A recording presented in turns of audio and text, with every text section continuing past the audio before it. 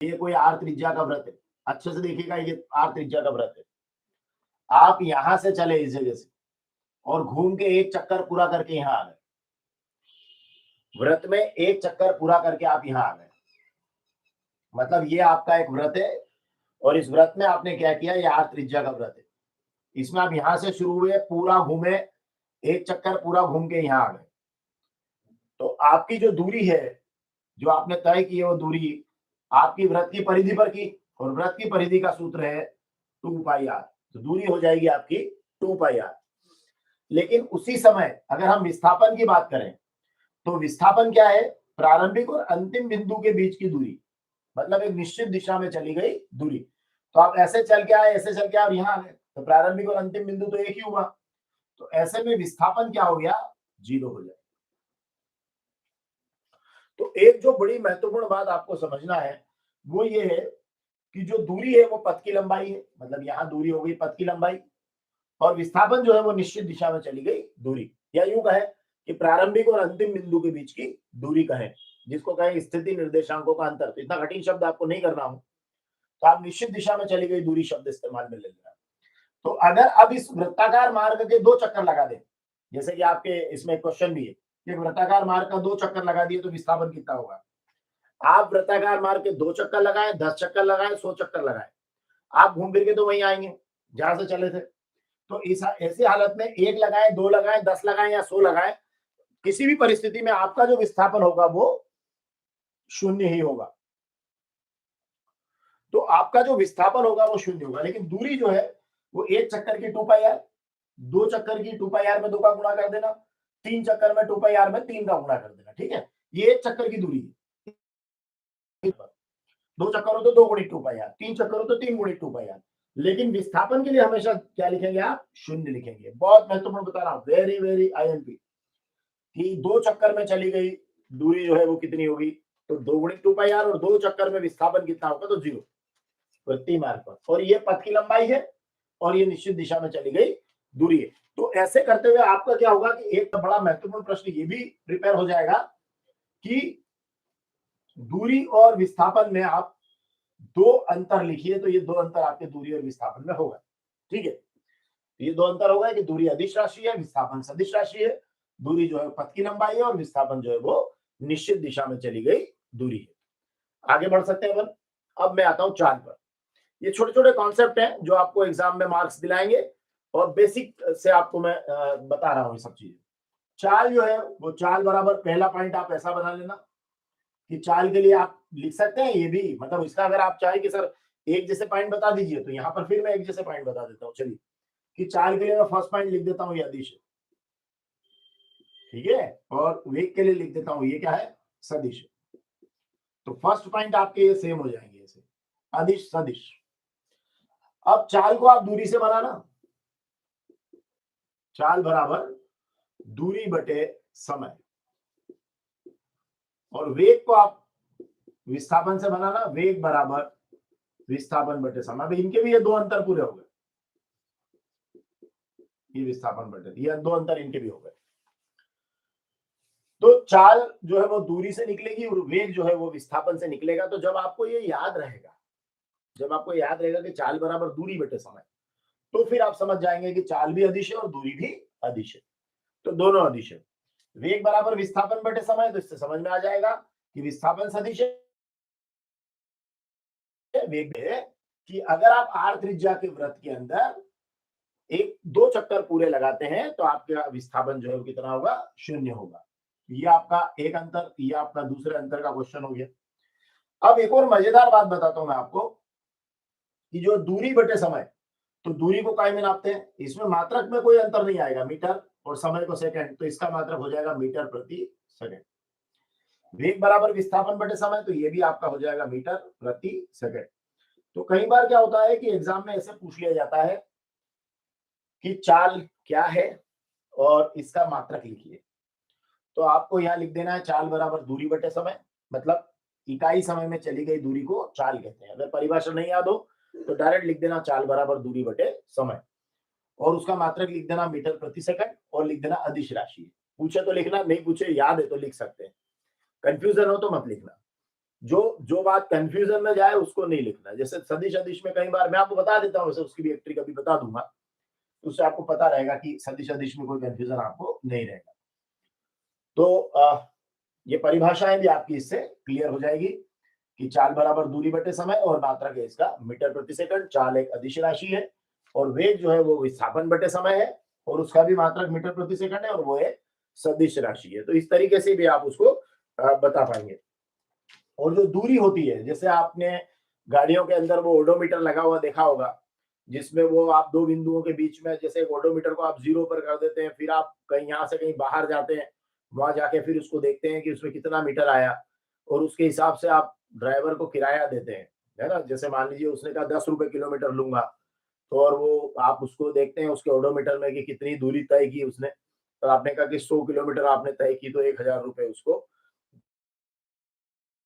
बिंदुओं के बीच की दूरी या पथ की लंबाई को हम नापते हैं ओडोमीटर द्वारा। किसके द्वारा? ओडोमीटर एक शब्द है, ये याद रखना, किसके द्वारा नापते हैं? ओडोमीटर। जो आपने देखा हो तो गाड़ियों में ऐसे लगा रहता है जहाँ पे वो बताते हैं कि इतनी इतनी दूरी उसने तय कर ली है। और वृत्ताकार मैदान का एक चक्कर लगाओ चाहे दो चक्कर लगाओ, विस्थापन कितना है? 0 है। दूरी कितनी है? 2 पाई आर एक चक्कर की। अब एक शब्द और आता है यहाँ पर, वो भी ले लेता हूं मैं आपके बीच में। वो शब्द आता है त्वरण। तो त्वरण जो है वो क्या है? त्वरण, त्वरण क्या होता है कि वेग में परिवर्तन बटे समयांतर। मतलब ये है कि समय के साथ जो भी वेग में परिवर्तन होगा, है ना, उसको हम कहेंगे समयांतर। ये समयांतर में वेग में परिवर्तन को हम कहेंगे त्वरण। तो वास्तव में क्या है कि त्वरण है वेग में परिवर्तन बटे समयांतर। तो इसका मतलब ये हुआ कि वेग में परिवर्तन की दर को त्वरण कहते हैं। एक परिभाषा ऐसे बनाते हैं कि वेग में परिवर्तन की दर को त्वरण कहते हैं। मतलब ये कि आपने समय का भाग लगा दिया तो आप दर शब्द का इस्तेमाल कर सकते हैं। तो वेग में परिवर्तन की दर को त्वरण कहते हैं, ऐसे बोलते हैं। वेग में परिवर्तन की दर को त्वरण कहते हैं। तो अब वेग में परिवर्तन या वेग का मात्रक तो यही है मीटर प्रति सेकंड, जो चाल का है वेग का है एक ही है मीटर प्रति सेकंड। और फिर समय आ गया नीचे, तो मीटर प्रति सेकंड के भी बटा में फिर समय आ गया, तो इसका जो मात्रक होगा वो होगा मीटर प्रति सेकंड स्क्वायर। तो ये भी आप याद करके जाइएगा, मीटर प्रति सेकंड स्क्वायर, मीटर प्रति सेकंड स्क्वायर। तो ये आपका एक बड़ा महत्वपूर्ण, मैंने आपको बताया कि त्वरण के लिए आप लिखेंगे। और अगर वो कहे कि ऋणात्मक त्वरण है, तो ऋणात्मक त्वरण को क्या कहेंगे? तो एक शब्द आ जाएगा मंदन। अब कई बार क्या होता है कि एग्जाम में एक बार बच्चे से पूछ लिया कि मंदन किसे कहते हैं, इसका मात्रक लिखिए, तो छोड़ के आ गया। उसने कहा साहब परीक्षा में हम तो त्वरण याद करके गए थे, वहां मंदन पूछ लिया। तो भारण की लिख देना है कि वेग में परिवर्तन बटे समयांतर को कहते हैं मंदन। वो भी वही है, जो त्वरण की डेफिनेशन है वो यहाँ मंदन लिख दो आप, मंदन की होगी। कारण क्या है कि जो ऋणात्मक त्वरण है उसी को मंदन कहेंगे। जब वेग समय के साथ घट रहा हो तो मंदन हो गया, जब वेग समय के साथ बढ़ रहा हो तो त्वरण हो गया। तो उसमें कोई बड़ी बात नहीं है कि आपको कौन सी डेफिनेशन लिखना है, आपको दोनों में से कोई भी आप इसमें लिख सकते हैं। अब थोड़ा सा एक और बात मैं आपके साथ शेयर करना चाहूंगा, इसके अलावा भी चलिए आगे बढ़ते थोड़ा सा कि ये परिभाषाएं तो आपको मेरे ख्याल से कंप्लीट हो गई होगी और इसमें आपने सदिश अदिश भी समझ लिया। तो अभी तक आपके पास में जो अदिश राशियां आई है वो आई है दूरी और चाल। इसके अंदर त्वरण आपकी सदिश राशि है। त्वरण कौन सी राशि है? सदिश। अब सदिश अदिश में कंफ्यूजन होगा तो मैं एक पॉइंट आपको दे दूंगा, तो उससे आपको कभी भी कोई सदिश अदिश में कोई गड़बड़ नहीं होगी। मतलब सदिश अदिश अगर एग्जाम में पूछते हैं तो कोई टेंशन नहीं होगी आपको उसको लेकर, ठीक है ना। तो चलिए आगे बढ़ते हैं। अब नेक्स्ट हमारा आएगा, इससे थोड़ा सा आगे बढ़कर बात करेंगे। तो हमने कहा कि चाल बराबर है दूरी बटे समय, वेग बराबर है विस्थापन बटे समय, और चाल जो है वो अदिश राशि है, वेग जो है वो सदिश राशि है। अब चूंकि चाल बराबर दूरी बटे समय का है तो दूरी भी अदिश है, वेग बराबर विस्थापन बटे समय का, तो हमें पता है विस्थापन भी सदिश है ना, क्योंकि वेग सदिश है, वेग सदिश विस्थापन सदिश।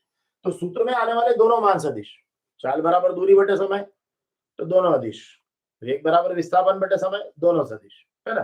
खैर वो और भी आगे उस पर अपन डिस्कशन कर सकते हैं। चलिए मैं थोड़ा सा आपको एक और जगह ले जाता हूँ, थोड़ी कुछ चीजें और बता देता हूँ आपको। जैसे आपने कहा कि कार्य, तो इसमें सिंपली कुछ नहीं है, बल गुणित दूरी, मतलब बल की दिशा में विस्थापन। तो कार्य बराबर हो गया बल गुणित दूरी, बल की दिशा में विस्थापन, ये कार्य है। और इसका जो मात्रक है होता है जूल। क्या होता है इसका मात्रक? जूल होता है। तो बल गुणित दूरी जो है वो आपका हो जाएगा कार्य, और वो उसका मात्रक क्या लिखेंगे आप? जूल। मतलब ये हुआ कि जैसे कोई वस्तु है, अब ये वस्तु है मान लो, है ना, ये वस्तु है, और इस वस्तु को आपने जोरदार तरीके से बल लगाया, बल लगाने से ये वस्तु ऐसे हुई और यहां आ गई। तो चूंकि ये यहां से यहां आई, मतलब इसमें क्या हुआ? विस्थापन हुआ। तो आपने क्या लगाया था? बल, और बल के कारण क्या हुआ? इसमें विस्थापन हुआ। तो बल गुणित विस्थापन मिलके हो जाएगा आपका कार्य। क्या हो जाएगा? कार्य हो जाएगा। अगर विस्थापन नहीं हो रहा है तो फिर कार्य भी नहीं हो रहा है। जैसे आप, कोई ट्रक खड़ा है और आप खूब मजे में जोर से धक्का लगा रहे हैं और ट्रक 1 इंच भी नहीं हिल रहा है ना, आप पसीना पसीना हुए, लेकिन आपने ट्रक पर कोई कार्य नहीं किया है। अब आप कहेंगे साहब हमने तो जो है हमारी, हमको तो पसीना हुआ है, ठीक है, वो आपकी मांसपेशियों का मसल्स वर्क जो है वो अलग काउंट होगा, लेकिन आपका, आपने ट्रक पर कोई कार्य नहीं किया, क्योंकि ट्रक में कोई विस्थापन आया ही नहीं, तो आपके द्वारा कोई कार्य नहीं किया गया। तो याद रखिएगा कि कार्य के लिए बल के साथ में क्या होना चाहिए? विस्थापन का होना जरूरी है, कि आपने जिस वस्तु पर बल लगाया है उसको आगे पीछे जाना चाहिए। अगर वो जाती है तो कार्य हुआ है, नहीं जाती है तो नहीं हुआ है, ठीक है ना। कार्य भी आपका 3 तरह का होता है, धनात्मक, ऋणात्मक और शून्य। अब जिधर बल लगाया उधर कार्य हो जाए, सॉरी उधर विस्थापन हो जाए। जैसे इधर धक्का दे रहे हैं, उधर ही चली जाए, तो क्या हुआ? धनात्मक कार्य, है ना। शून्य तो ये हुआ कि भाई हुआ ही नहीं, है ना। या वो लंबवत है एक दूसरे के, जैसे कुली सामान उठाकर जा रहा है।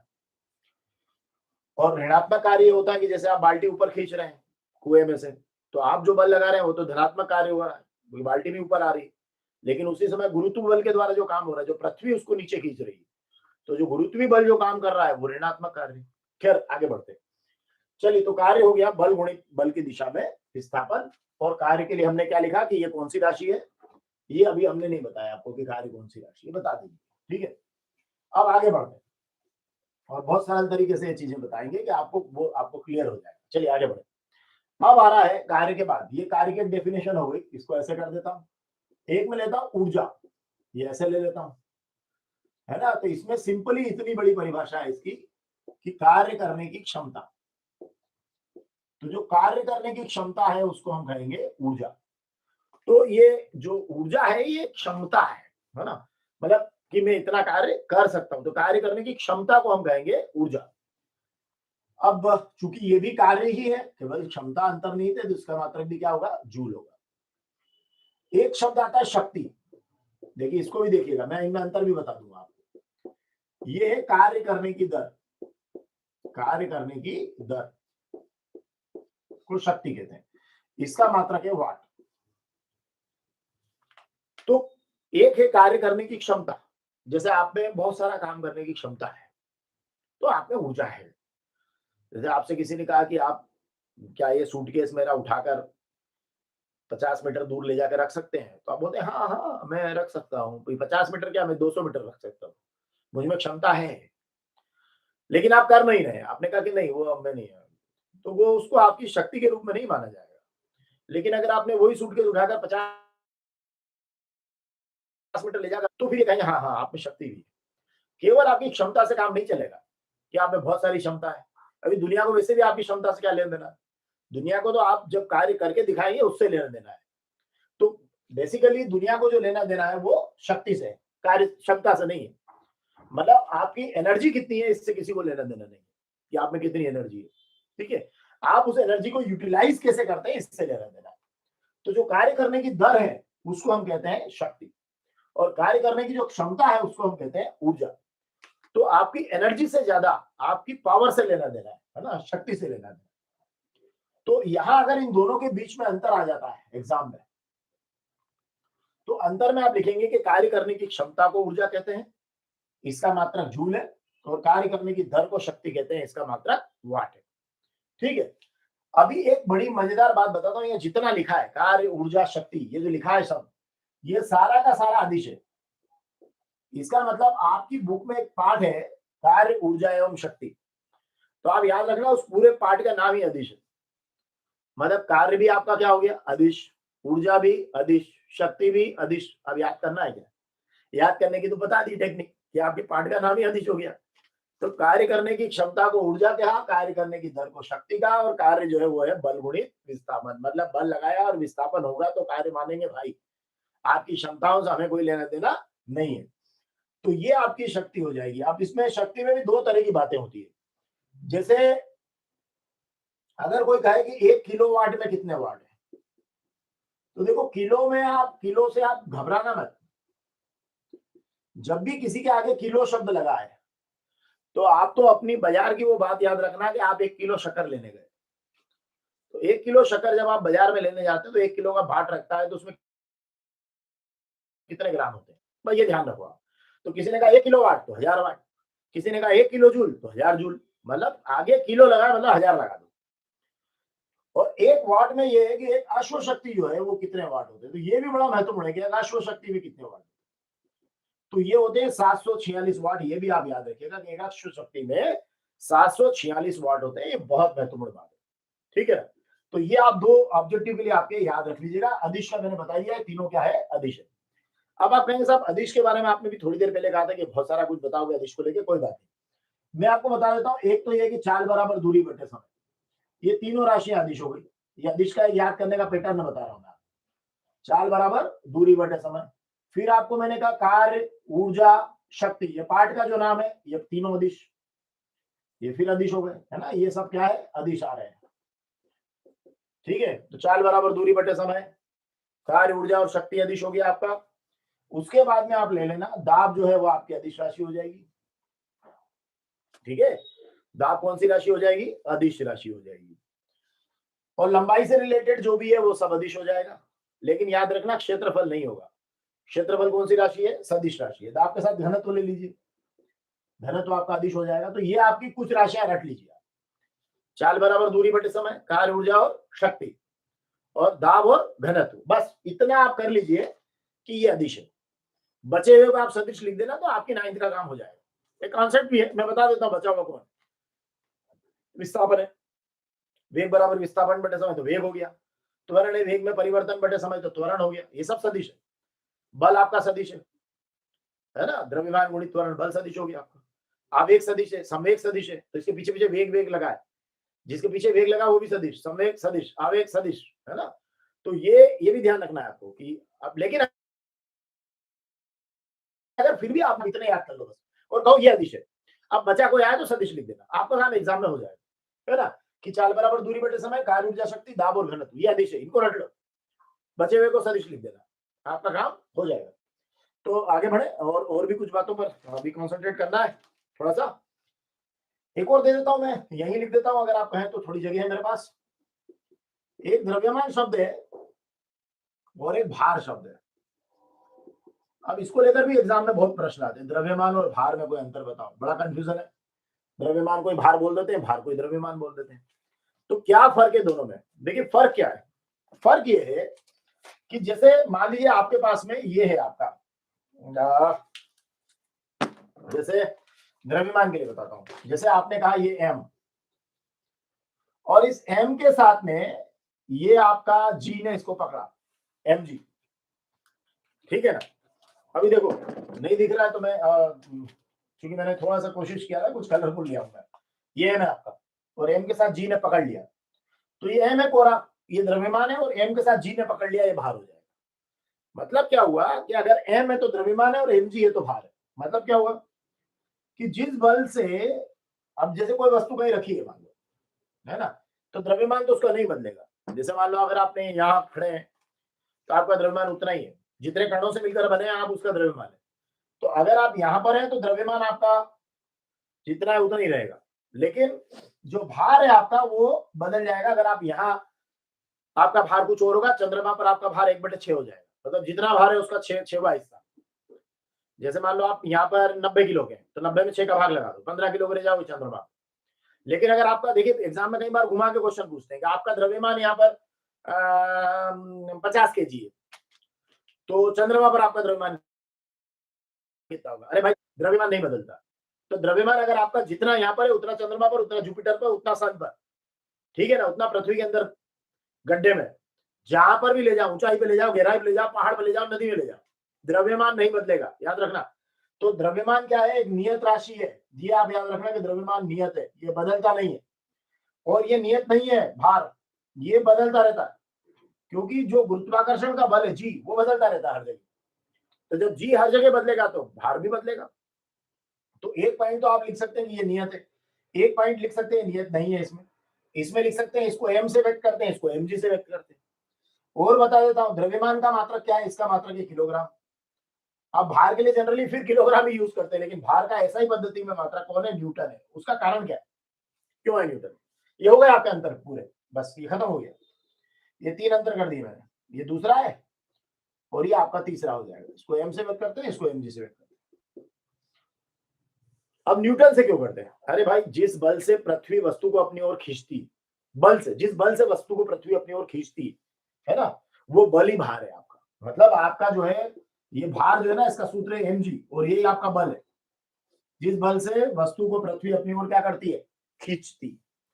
तो जिस बल से वस्तु को पृथ्वी अपनी ओर खींचती है, वो आपका बनता है भार। तो ऐसे में भार जो है ना, वो क्या हो गया? ये भी भार कौन सी राशि हो गई? और बता देता हूँ अंतर। भार आपकी सदिश हो गई। क्यों? क्योंकि बल है, बल। और द्रव्यमान कौन सा हो गया आपका? अदिश हो गया। तो यहाँ एक और बढ़ा लो, ये द्रव्यमान। तो अब आपके अदिश का पूरा हिस्सा ही पूरा हो गया, ये अदिश अदिश का पूरा काम खत्म। और इधर आपने अंतर भी कर लिया, 3-4 अंतर कर दिया। क्लियर है ना? तो अब अगर पूछ ले कि चंद्रमा पर रह जा क्या बदलेगा, तो द्रव्यमान नहीं बदलेगा, भार बदलेगा। कितना हो जाएगा? जितना भी उसका 6 का भाग लगा देना उसको, तो ये आपका हो जाएगा, है ना। और इसका मात्रक क्या है भार का? न्यूटन है, याद रखें कितना है? न्यूटन। तो चलिए आगे बढ़ते हैं। मेरे ख्याल से काफी कुछ बातें मैंने आपको इसमें बता दी है। थोड़ा सा आगे बढ़ते हैं। क्लास कैसी चल रही है जरा कमेंट्स बॉक्स में आप लिखते जाइएगा, ताकि मुझे भी पता चलता रहे कि आप लोग अच्छे से देख रहे हैं, समझ रहे हैं पूरी बात। तो मुझे भी आगे काम करने का मन करेगा। और ये भी लिख दीजिएगा कि क्या एक आध क्लास आप शाम तक और चाह रहे हैं क्या? अगर हो तो ठीक है, आप देख लीजिएगा तो मैं ले लूंगा। आप इसकी लिंक भी जो है अपने दोस्तों को शेयर कर दीजिएगा, ताकि वो इसको कभी भी देख सकते हैं। अच्छा, ये जो क्लास है ये एग्जाम के पॉइंट ऑफ व्यू से बड़ी इंपॉर्टेंट क्लास रहेगी, और कॉन्सेप्ट के पॉइंट ऑफ व्यू से भी, इसलिए इसको कभी भी आप शेयर कर सकते हैं। तो 9th के लिए बड़ी यूजफुल है। अभी तक जो पढ़ाया है वो तो 11th के लिए भी बहुत यूजफुल हो रहा है। 11th फिजिक्स के लिए भी बड़ी इंपॉर्टेंट क्लास हो जाएगी, क्योंकि ये जो सारे बेसिक कॉन्सेप्ट हैं, ये बेसिक कॉन्सेप्ट तो सब जगह काम आ जाते हैं। तो चलिए आगे बढ़ते हैं। अब हम बात कर रहे हैं इससे थोड़ी सी आगे जाकर, यस, अब एक आध शब्द और लेते हैं। ऊर्जा में एक शब्द आता है गतिज ऊर्जा, और एक शब्द आता है स्थितिज ऊर्जा। इन दोनों के बारे में भी आपको कॉन्सेप्ट क्लियर कर देता हूं, तो ये आपको एग्जाम में अगर प्रश्न आए तो आप उड़ा देंगे इसको। गतिज ऊर्जा और स्थितिज ऊर्जा। अब आपको मैं एक शब्द बताता हूं कि ऊर्जा होती किसमें? वस्तुओं में होती है। अब लड़के परिभाषा याद करते हैं, रटते हैं, समझ में ही नहीं आता सर कैसे याद करें, बार बार रटते हैं, भूल जाते हैं। ऊर्जा किसमें होती है? वस्तु में। अब देखना आप, मैं एक शब्द लिख रहा हूं, ऊर्जा किसमें होती है? वस्तु में होती है। तो मैंने यहां लिखा किसी वस्तु में। भाई कोई वस्तु आपने ली तो वो वस्तु होगी किसी वस्तु में। अगर ये वस्तु गतिशील है,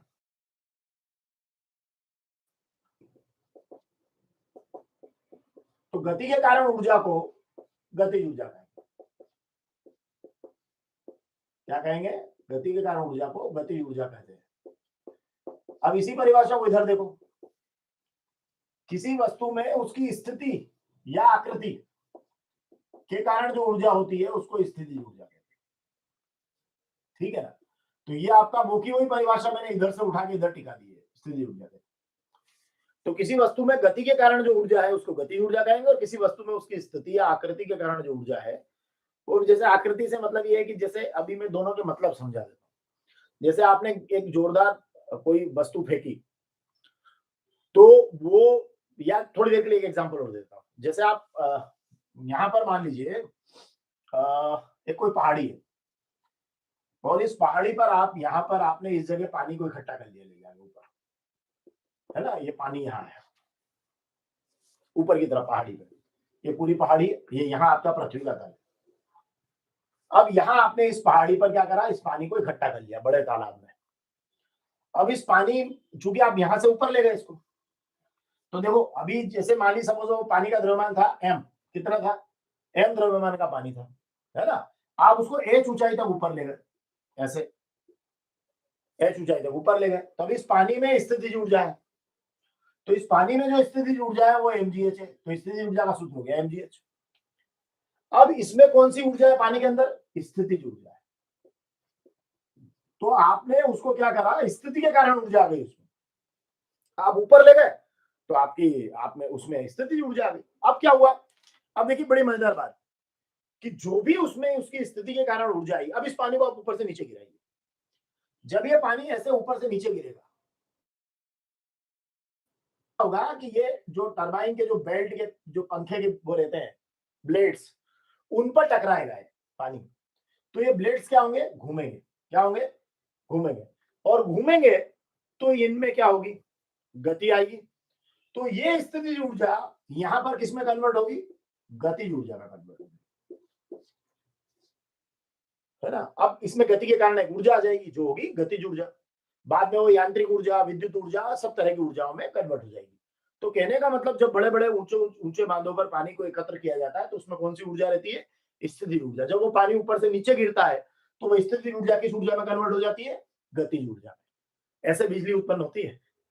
तो स्थिति के कारण जो ऊर्जा है वो स्थितिज ऊर्जा है, और गति के कारण जो ऊर्जा है वो गतिज ऊर्जा है। क्लियर है। और स्थितिज ऊर्जा का आपका सूत्र, क्योंकि ऊंचाई पर ले जाने पर स्थितिज ऊर्जा आ रही है तो आप समझ गए कि एच आएगा उसमें, है ना, और चूंकि उतने भार को उठा के ले जा रहे हैं ऊपर की तरफ, तो भार का सूत्र हमारा क्या है, mg है, तो mg में h का क्या हो जाएगा, गुणा हो जाएगा, तभी तो कार्य निकलेगा, है ना। तो कार्य बराबर हो गया बल गुणित दूरी, बल मतलब भार जिसको ऊपर ले जा रहे हैं, तो वो हो गया mg, और दूरी हो गई h, तो ये हो गया mgh। इस mgh को आप ऊपर ले गए तो ये हो गई स्थितिज ऊर्जा। अब ये पंखा जब ये आपका नीचे आकर गिरा और उसको तेजी से ऐसे घुमाया, तो फिर इसमें गतिज ऊर्जा आएगी, उसका सूत्र है 1/2 mv, ये आपकी गतिज ऊर्जा होगी, गतिज ऊर्जा का सूत्र हो गया। तो अब आपको क्या करना है तो दोनों ही ऊर्जा, है तो दोनों ही ऊर्जा है, एक स्थितिज ऊर्जा है, एक गतिज ऊर्जा है। तो आपने जो सीखा वो ये है कि स्थिति के कारण जो ऊर्जा होगी उसको स्थितिज ऊर्जा कहेंगे वस्तु में, और वस्तु में उसकी गति के कारण जो ऊर्जा होगी उसको हम गतिज ऊर्जा कहेंगे। स्थितिज ऊर्जा का सूत्र है mgh, गतिज ऊर्जा का सूत्र है ½ mv²। अब आपसे कहते सर 3 अंतर बता तो 2 ही बताया आप। एक अंतर तो आप ये बता सकते हैं कि ये जो है इसमें अगर आप ध्यान से देख रहे हैं तो ये इसमें गुरुत्वीय त्वरण आ रहा है, जी पर इसकी निर्भरता बन रही है, सीधे सीधे बन रही है, इसमें सीधे सीधे नहीं बन रही है। लेकिन एक और खास बात आप देख रहे हैं, इसमें वेग आ रहा है, तो ये इसमें क्या हो रहा है, वेग पर निर्भरता बन रही है ना। तो आप ये इस तरह के छोटे छोटे पॉइंट भी नवी कक्षा के लिए बना सकते हैं। ब्रॉड स्पेक्ट्रम में चीजें बदलती है, पर कुछ मामलों में ये चीजें नहीं बदलती है। तो इसमें क्या हो रहा है कि वस्तु की आकृति वगैरह का असर इस पर पड़ता है, इस पर वस्तु की आकृति हो रही है उसका असर नहीं पड़ रहा है, ठीक है। तो ये भी आप एक पॉइंट में बना सकते हैं। तो ये आप छोटे छोटे बिंदु इस तरीके से बना सकते हैं। गतिज ऊर्जा स्थितिज ऊर्जा में बदल सकती है, स्थितिज ऊर्जा गतिज ऊर्जा में बदल सकती है। जब वस्तु विराम में होती है, मैं आपको एक बड़ा अंतर और बताता हूँ, जैसे वस्तु विराम में है, विराम अवस्था में, तो क्या गतिज ऊर्जा होगी, नहीं होगी। तो एक अंतर ये भी बता सकते हैं कि विराम अवस्था में कोई भी वस्तु अगर विराम अवस्था में तो उसमें गतिज ऊर्जा कितनी होगी, 0 होगी। लेकिन जरूरी नहीं है वस्तु विराम अवस्था में तो उसमें स्थितिज ऊर्जा 0 हो, ये जरूरी, शून्य जरूरी नहीं है। मतलब ऐसा जरूरी नहीं है कि अगर वो विराम अवस्था में है कोई वस्तु तो उसमें स्थितिज ऊर्जा 0 होगी, ये जरूरी नहीं, ठीक है ना। जैसे पहाड़ पे ले जाकर पानी को विराम अवस्था में ले जाए लगा दिया तो क्या स्थितिज ऊर्जा 0 होगी, नहीं होगी, mgh होगी, है ना। लेकिन गतिज ऊर्जा जो है वो विराम अवस्था में, वस्तु जैसे पड़ी है अब एक जगह चुपचाप, है ना, कोई ट्रेन अगर पड़ी है तो फिर आप क्या मानेंगे उसमें कौन सी ऊर्जा है, खाली खड़ी है स्टेशन पे, तो गतिज ऊर्जा थोड़ी है उसमें, नहीं है ना। तो ये आपको देखना है कि विराम अवस्था में गतिज ऊर्जा जो है वो क्या होती है, शून्य होती है और स्थिति ऊर्जा शून्य हो ये जरूरी नहीं है। ये तीसरा अंतर आप दीजिएगा तो ज्यादा अच्छा लगेगा। ठीक है, क्लियर? एक अंतर तो हो गया इनकी परिभाषा, एक अंतर सूत्र हो गया और एक अंतर ये हो जाएगा। तो ये भी आप फिर एक कॉन्सेप्ट और सिखा देता हूं, उसके बाद और आगे बढ़ेंगे। अब एक कॉन्सेप्ट मेरा है आपके लिए, वो है, नोट करते चले या बाद में आप नोट कर लीजिएगा, थोड़ा सा अगर आपको ये सरल उत्तर लग रहे हो तो। एक कॉन्सेप्ट है आपका इनर्शिया या जड़त्व का कॉन्सेप्ट। बहुत सरल परिभाषा आपको इसकी देना है जड़त्व की। जड़त्व का रहेगा कि यदि कोई वस्तु है, मान लीजिए अब जैसे ये बस है, ये बस है ना, अगर ये अभी विराम में है, ठीक है, और ये यहां एक बस है जो गति की अवस्था में, एक विराम में एक गति में, तो वस्तु में जो जड़त्व है, एक तो आप ये बताइएगा कि यदि कोई वस्तु स्थिर अवस्था में है तो वह स्थिर ही रहना चाहिए, और यदि वो वस्तु क्या है, गतिशील अवस्था में, तो वह गतिशील ही रहना चाहिए। मतलब हर एक वस्तु की एक टेंडेंसी होती है। जड़त्व मतलब जड़ता, जड़ता, जड़ता मतलब अरे यार कहीं नहीं जाना यार, जैसे स्थिर है तो कहेगा अरे मुझे कहीं नहीं जाना, अगर वो गतिशील है तो नहीं नहीं मैं नहीं रुकूंगा, मैं चल रहा हूं तो चलने दो मुझे, ये जड़त्व है। मतलब अगर कोई वस्तु स्थिर अवस्था में है तो वो स्थिर ही रहना चाहिए, और गतिशील अवस्था में तो वो गतिशील ही रहना चाहिए। वस्तु के इस गुण को हम क्या कहते हैं, वस्तु के इस गुण को कहा जाता है जड़त्व। तो ये जड़त्व क्या, वस्तु का कौन सा गुण हो गया कि वो अपनी अवस्था में परिवर्तन का विरोध करती है। तो वस्तुओं का वह गुण जिसमें वह अपनी अवस्था में परिवर्तन का विरोध करती है। अब आप कहेंगे सर ये याद नहीं हो रहा, अवस्था में परिवर्तन का विरोध, तो आप इसे याद करो कि यदि कोई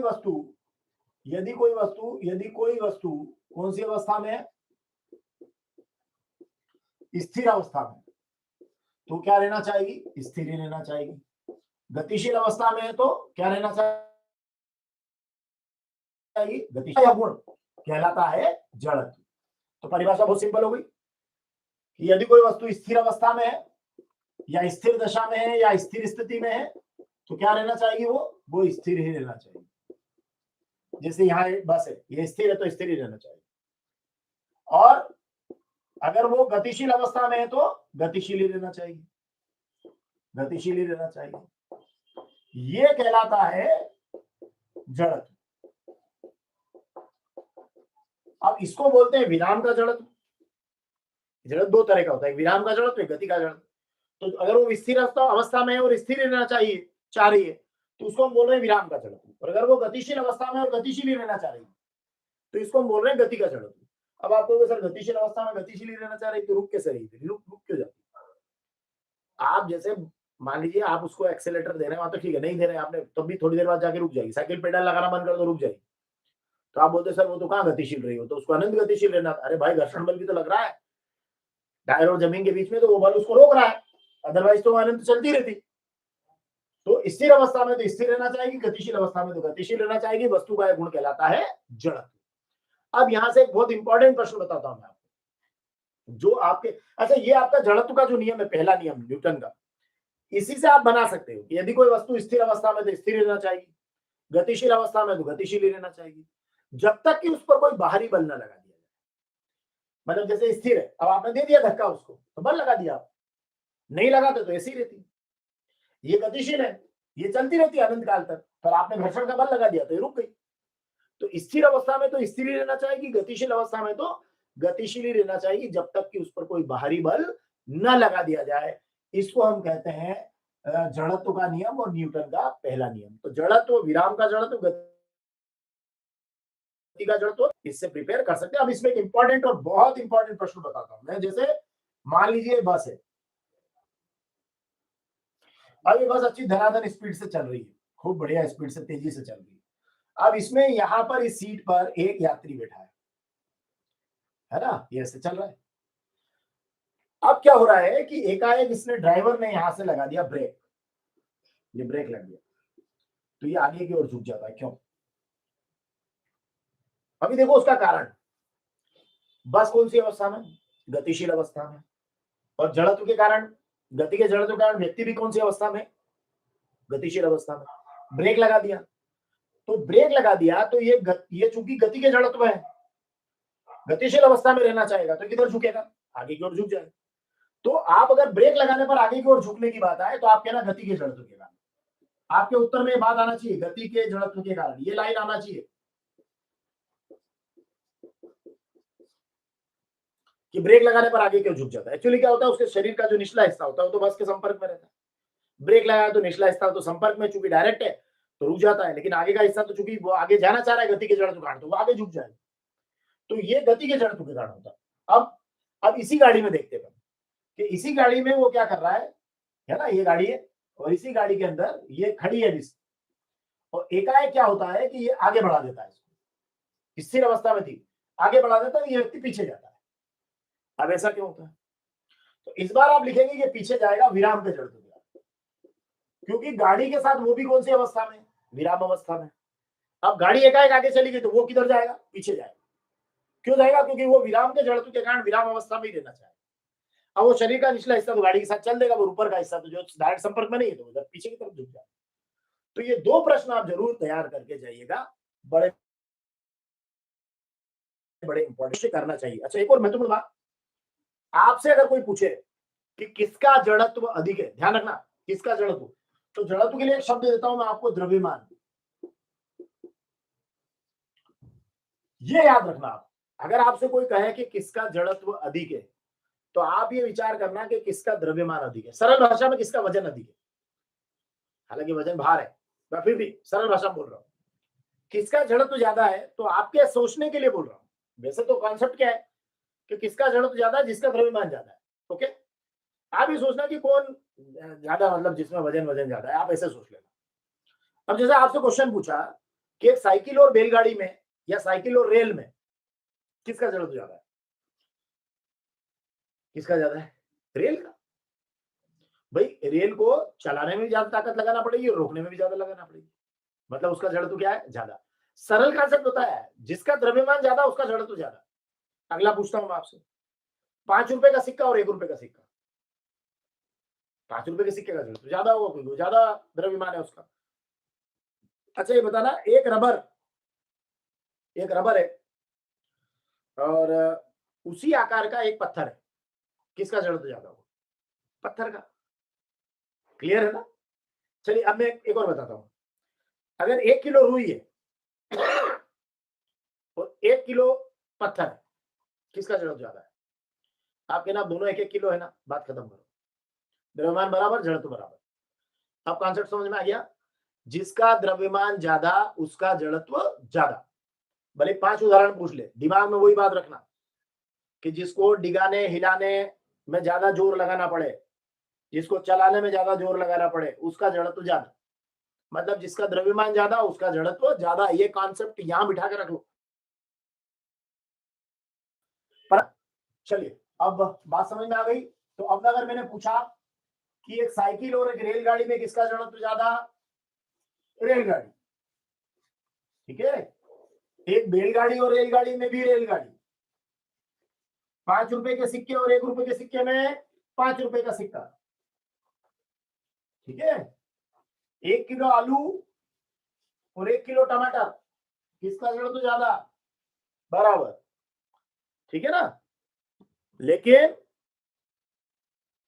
अगर कोई प्लास्टिक की बॉल है और उसी आकार की लोहे की बॉल है, तो अब किसका जड़त्व ज्यादा, लोहे की बॉल का, क्योंकि उसका द्रव्यमान ज्यादा होगा। कॉन्सेप्ट पकड़ के चलो, जिसका द्रव्यमान ज्यादा उसका जड़त्व भी ज्यादा। क्लियर है। चलिए थोड़ी सी चीजें और सिखा दूं। मेरे ख्याल से 40 मिनट की क्लास हमारी हो गई है। कुछ बच्चे मुझसे कहते हैं कि सर वो आपने बड़े अच्छा भी, जैसे मैंने प्रीव्यू में भी दिया था, तो एक अंतर आप करके जैसे कुछ अंतर बता देता हूँ, कुछ चीजें और भी मैं आपके साथ अभी शेयर करूंगा। लेकिन जैसे आपकी हुई प्रोकैरियोटिक और यूकैरियोटिक कोशिका में अंतर, प्रोकैरियोटिक और यूकैरियोटिक, ये प्रोकैरियोटिक और यूकैरियोटिक कोशिका में अंतर। मैं कोई पॉइंट याद नहीं करवाना, मैं तो सिर्फ आपको एक ट्रिक बता रहा हूँ। ट्रिक ये थी, अभी हाल आपको मैंने प्रीव्यू में दिया था ट्रिक है ला के मारी गोली।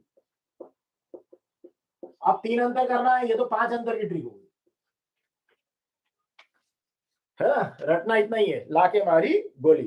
तो ला से हो जाएगा आपका लाइसोसोम, है ना। ये पॉइंट आप यहां बना लेना पहले, अरे ये हो गया आपका। अभी यहाँ पॉइंट बना लो, उसके बाद यहाँ प्रोकैरियोटिक यहाँ लिख देना, तो यूकैरियोटिक यहाँ हो गया। पॉइंट बना लो, पहला हो गया लाइसोसोम, लाइसोसोम। दूसरा हो गया केंद्रक झिल्ली, है ना। ला के मारी गोली, तो ला से लाइसोसोम, के से केंद्रक झिल्ली, मा से माइटोकॉन्ड्रिया,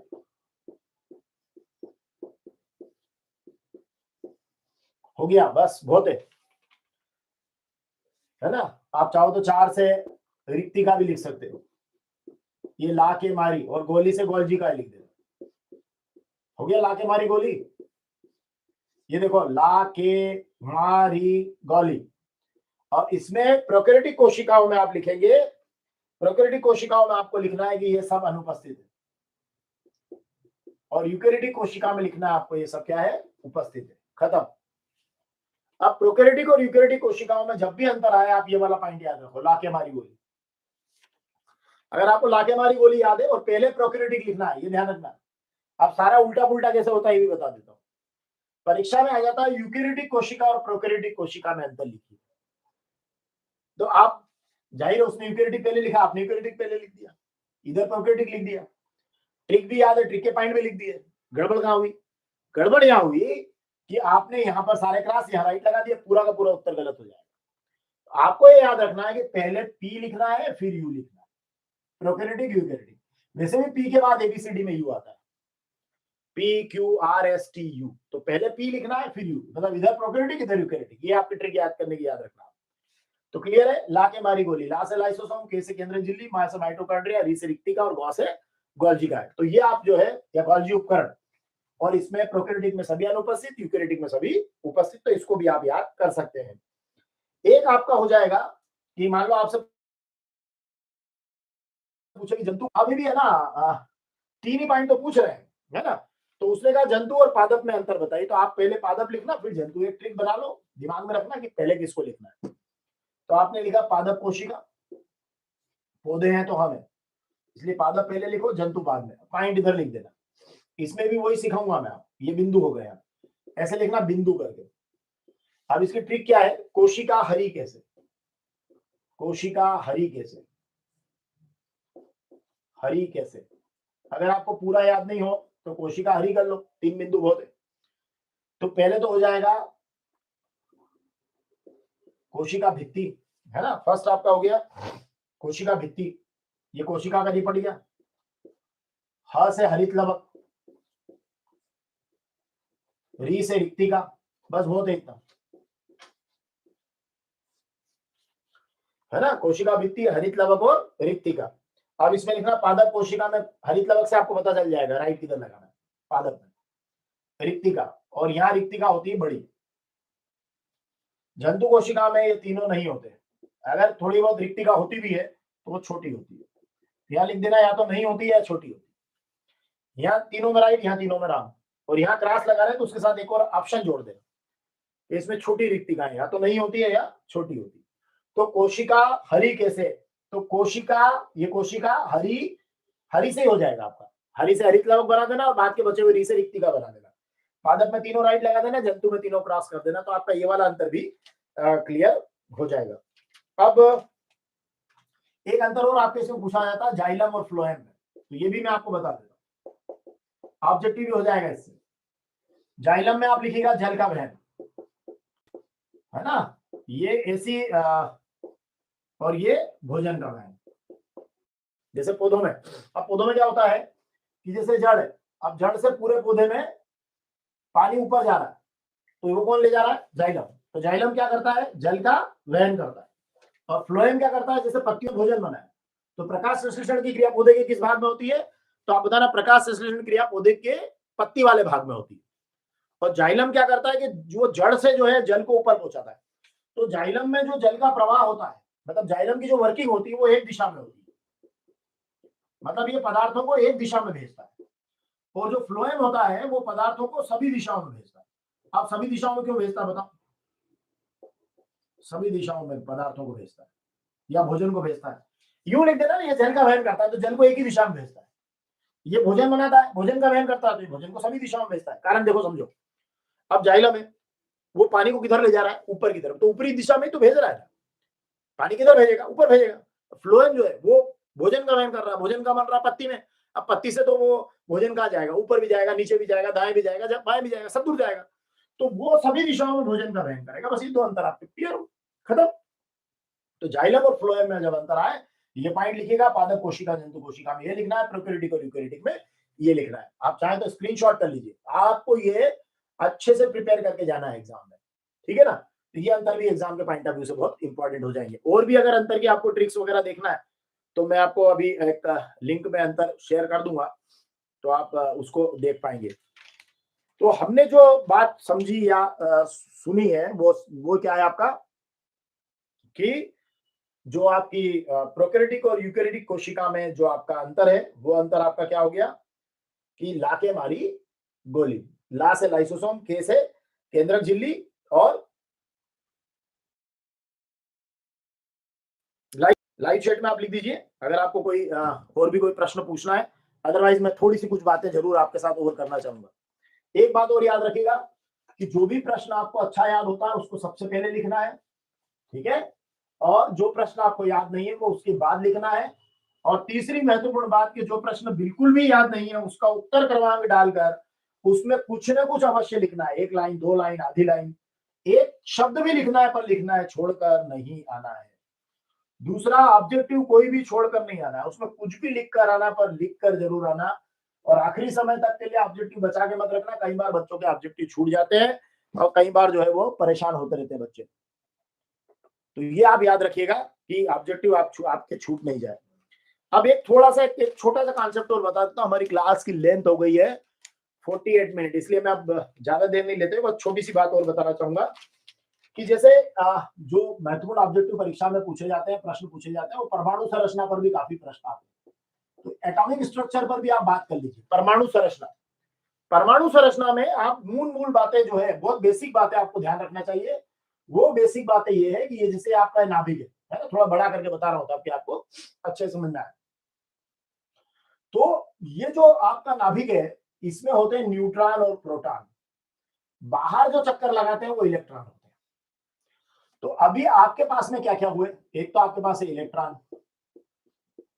अगर आपसे पूछे कि परमाणु के रचक कण कौन कौन से, या परमाणु किन किन कणों से मिलकर बना है, तो मोटे तौर पर परमाणु के जो रचक कण है वो 3 है, इलेक्ट्रॉन, प्रोटॉन और न्यूट्रॉन।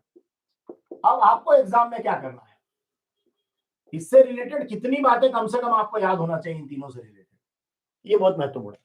तो एक तो है कि परमाणु के रचक कण 3 है,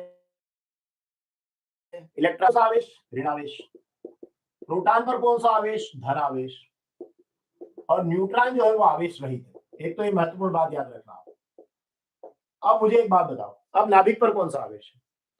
देखो ये तो आपका, ये नाभिक है अंदर वाला, तो ये नाभिक है। तो नाभिक में देखो इस पर कोई आवेश नहीं है न्यूट्रॉन पे, लेकिन प्रोटॉन पे कौन सा आवेश है, धन। इलेक्ट्रॉन पर क्या है, ऋण।